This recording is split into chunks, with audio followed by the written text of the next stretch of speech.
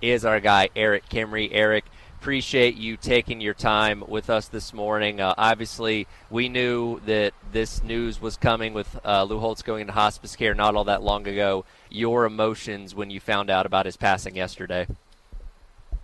Hey, guys, I appreciate you having me on. Yeah, I mean, of course, tough day.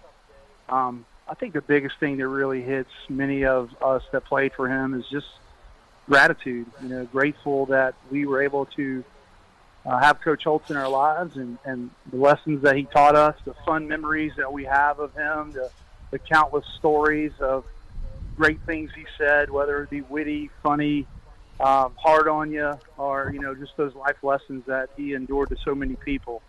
I think really all of us that played for him is kind of a moment to pull everyone together and more than anything, just celebrate a great man and a great coach who had a huge impact on so many people. EK, it's Chris. Thanks for taking time on short notice, man. So let's go there in terms of just the stories, and I'll kind of open it up for you. You obviously have countless Holtz stories. Give us maybe one or two of your best ones, whether they're just big moments, funny ones, life lessons, whatever it may have been that you just went through. Oh yeah, I mean there's so many, but just some fun ones with Coach. I remember one day it was like a really windy day of practice, maybe 30, 40 mile an hour gust, and one of our big D linemen walked up to Coach and said, "Hey Coach, you better be careful. This wind may blow you away." And we all know Coach wasn't a big guy, like maybe 5'7", 140 pounds, and Coach, just as witty as he was, just really quickly said, "Oh no, I'm good. I've got my wallet in my back pocket." So I love that. After practice, sometimes Coach had a little bit of a temper. Sometimes he would lose it, but we all know how faith was a really important part of Coach's life, and he was really quick to share his faith with people. He's a strong Catholic guy, and sometimes you could tell his conscience would get the best of him. So he'd pull us up after practice. "Hey guys, I need you to do one thing. I need you to go to church on Sunday and ask God's forgiveness for making me cuss." So just things like that all the time. But as funny as he could be, he also drove home, a lot of great points and life lessons. And Coach kept things simple, and really his biggest things were, do what's right, give it your best, and show people that you care. And he broke those down into really three things: trust, commitment, and care. He'd always say, "Can I trust you? Are you committed? Do you care?" And so he harped on those things all the time. And I'll tell you what, to me, I knew things were different the first time he walked into that meeting room at South Carolina. We had just gone 1-10 with Coach Scott, and Coach Holtz walked in and immediately commanded everyone to sit up and look him in the eye. And right then and there, I knew things were going to be different. I knew that this guy was different. He commanded such a presence. He had such a vision. And so I think for a lot of us that played for him to be able to be a part of the greatest turnaround in college football at the time, going from 0-11 to 8-4 to 9-3, those are just memories that we'll carry, for the rest of our lives. Hey, EK, it's Wes. Appreciate you hopping on, man. Do you know of anyone else, or is there anybody else you've ever met that was more just able to live up to the larger-than-life sort of the vision of that person? Like, we've had so many people weigh in, like even on our message boards, about like meeting Lou at the airport, playing in a golf tournament with him, and every single one of them, it seems like, has a story about Lou.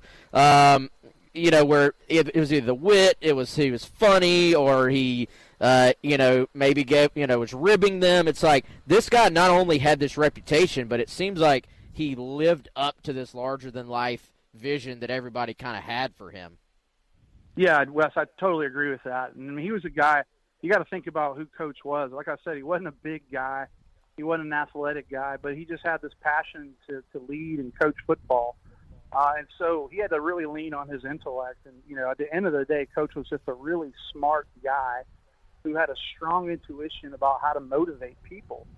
He did that in football, of course. He did that in his speaking. I mean, he was a world-renowned, motivational speaker and writing. And so he just had a profound understanding of human beings and how they operated. And he had the courage to stand by his convictions even when he wasn't pleasant at times. There was usually a calculated reason why he was doing what he was doing. But at the end of the day, he cared. And I think when people come into contact with him, because he, is a unique guy. Like I said, he's not big. He's got the glasses. He has the lisp. But the words that would come out of his mouth, you would always, you were taken aback by him, because there's such profound wisdom and thought that went through it all. So definitely a unique guy. Yeah, I can't say I've ever met anyone like Lou Holtz in my life.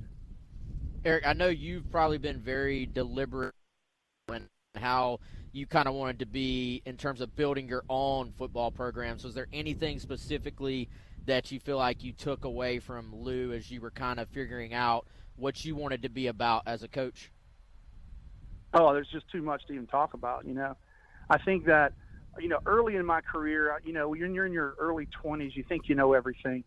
And, you go out and you're like, well, I'm not going to do these things that Coach did that maybe is not within my personality or I disagree with. But I think, Coach was a complex guy.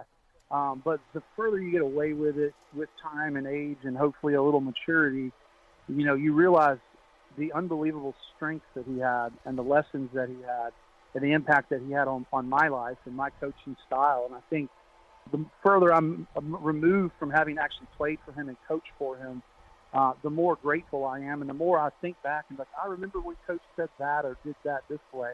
So to put those into one or two examples would not be doing him justice, the impact that he's had on my coaching career. Erik, it's Jack Veltri. Thanks for joining us. You mentioned the turnaround earlier. What do you remember about that first win you guys got in that 2000 season over New Mexico State? What was Coach Holtz like after that game? And then just what did that do for you guys the rest of the way, eventually leading to that Outback Bowl win?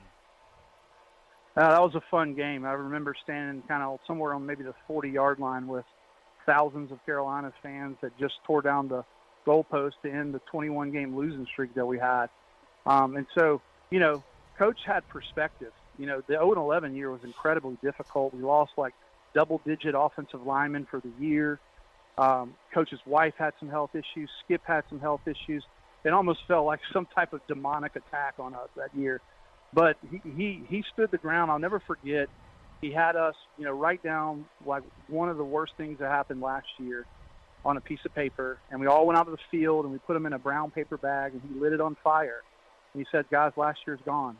We're moving on and this thing's going to turn around. And he had a very distinct belief that it was going to happen. And he made us believe that, and it did happen. But specifically after that game, anytime we won a big game, Coach kind of always doubled down. He wouldn't let you relax. He pushed you forward to think about the next game at hand. It was really when he lost the game that you actually saw the compassionate side of him come out. So he was a master of trying to, essentially guide our focus in the right direction. And after that game and after the Georgia game, the week after that, and after the Mississippi State game, 2 weeks later, where we're sitting there 4-0 and ranked now, Coach always doubled down and was like, hey, guys, we haven't proven anything yet. And the next. With Car Gurus Discover, you can skip the filters and describe what you're looking for in your own words. Simply type what you want, and Car Gurus Discover instantly surfaces real listings that match your exact needs. It's no wonder Car Gurus is the #1 most visited car shopping site according to SimilarWeb's estimated traffic data. Buy or sell your next car today with Car Gurus at CarGurus.com. Go to CarGurus.com to make sure your big deal is the best deal. That's CarGurus.com. CarGurus.com. If you're an HVAC technician and a call comes in, Grainger knows that you need a partner that helps you find the right product, fast and hassle-free. And you know that when the first problem of the day is a clanking blower motor, there's no need to break a sweat. With Grainger's easy-to-use website and product details, you're confident you'll soon have everything humming right along. Call 1-800-GRAINGER, click Grainger.com, or just stop by. Grainger, for the ones who get it done. Game's the biggest game.